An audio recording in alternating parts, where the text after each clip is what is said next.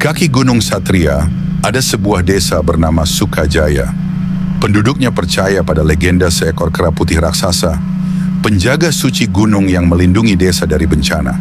Menurut mitos, kera putih hanya turun jika ada ancaman besar terhadap gunung atau desa. Banyak yang memujanya dengan upacara dan persembahan, tetapi tidak semua percaya. Salah satunya adalah Wira, seorang pemburu muda pemberani yang menganggap legenda itu hanya cerita dongeng.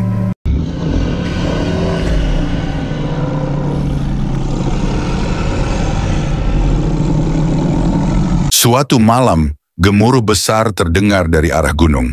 Tanah bergetar dan sebagian penduduk desa melihat bayangan raksasa di kejauhan. Keesokan harinya, Wira pergi ke hutan untuk berburu. Di sana, ia menemukan jejak besar yang menyerupai telapak tangan kera, serta pohon-pohon tumbang. Ketika kembali ke desa, Wira melaporkan temuannya. Tetapi para tetua mengatakan ini pertanda kera putih murka. Mereka percaya penebangan liar oleh orang luar telah mengusik tempat tinggalnya. Wira yang skeptis justru bertekad membuktikan bahwa semua itu hanya kebetulan. Wira bersama sahabatnya Lara memutuskan untuk menyelidiki lebih dalam. Mereka menuju hutan larangan, tempat yang dianggap keramat oleh penduduk. Setelah perjalanan yang menegangkan, mereka tiba di sebuah lembah yang dikelilingi tebing tinggi. Di sana, mereka melihat kera putih untuk pertama kalinya.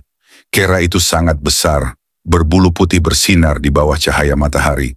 Namun ekspresinya murka. Ia mengamati Wira dan Lara, membuat mereka merasa kecil. Saat mereka mencoba mendekat dengan membawa persembahan, kera itu mengeluarkan suara gemuruh yang mengguncang. Lara menyadari bahwa kera itu terluka, dan di sekelilingnya ada pohon-pohon yang hancur akibat alat berat. Setelah kembali ke desa, Wira dan Lara mencoba meyakinkan penduduk untuk bertindak. Mereka meminta kepala desa memimpin aksi menghentikan penebangan liar. Namun sebagian penduduk takut, sementara yang lain masih skeptis terhadap legenda kera putih. Sementara itu, kera putih mulai turun lebih dekat ke desa, membuat penduduk semakin panik. Dalam satu malam, kera itu bahkan muncul di tepi desa, menghancurkan gudang padi yang menyimpan hasil panen. Lara menyadari bahwa kera itu tidak berniat menyerang, tetapi ingin menyampaikan pesan. Wira, Lara, dan beberapa pemuda pemberani memutuskan menghadapi para penebang liar. Mereka pergi ke hutan dengan membawa alat sederhana dan keberanian. Saat mereka sampai, mereka melihat para penebang sedang menebang pohon terakhir di hutan keramat. Tiba-tiba, kera putih muncul dari balik pepohonan. Ia mengamuk, menghancurkan alat berat, dan mengusir para penebang. Wira menyadari bahwa kera itu bukan ancaman, tetapi sekutu alam yang melindungi rumahnya.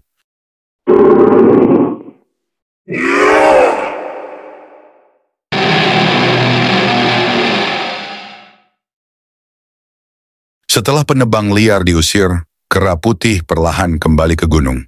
Sebelum pergi, ia memandangi Wira, Lara, dan penduduk desa seolah memberi restu. Penduduk desa akhirnya memahami pentingnya menjaga keseimbangan alam. Mereka berjanji untuk melindungi hutan keramat dan tidak mengulangi kesalahan yang sama.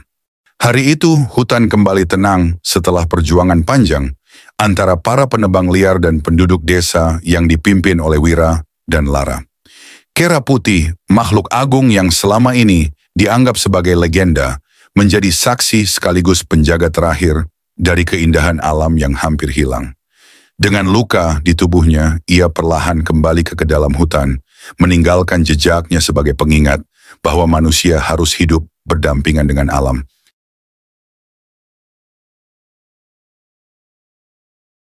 Di desa, para penduduk berkumpul di balai adat.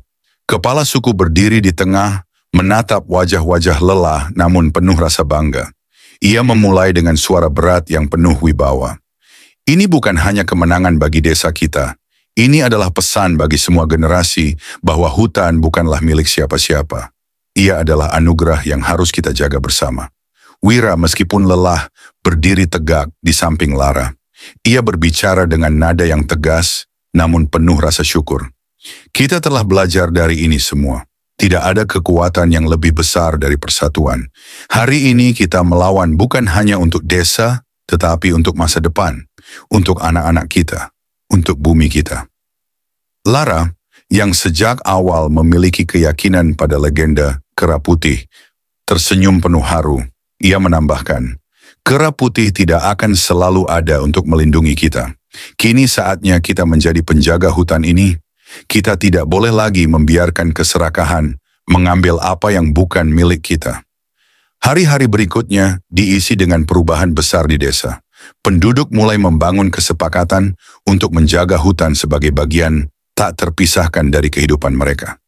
Dengan bantuan Wira dan Lara, mereka mendirikan pos penjagaan, menanam kembali pohon-pohon yang rusak, dan membangun hubungan dengan komunitas lain untuk melindungi lingkungan bersama.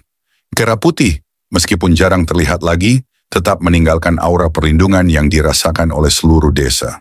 Mereka percaya bahwa selama mereka menjaga hutan dengan sepenuh hati, Kera Putih akan selalu berada di sana, menjadi simbol kekuatan dan kebijaksanaan. Cerita Wira, Lara, dan Kera Putih menjadi legenda baru di desa mereka. Kisah ini tidak hanya diceritakan dari mulut ke mulut, tetapi juga diukir pada kayu besar di balai desa, sebuah pengingat abadi bahwa manusia dan alam harus hidup selaras. Dan saat matahari terbenam di atas hutan yang kembali tenang, terdengar suara angin berbisik di antara pepohonan, seolah menyampaikan pesan Kera Putih. Jagalah aku, dan aku akan menjaga kalian. Dengan harapan baru, desa itu melangkah ke masa depan. Sebuah masa depan di mana manusia, alam, dan legenda dapat hidup bersama dalam harmoni yang abadi.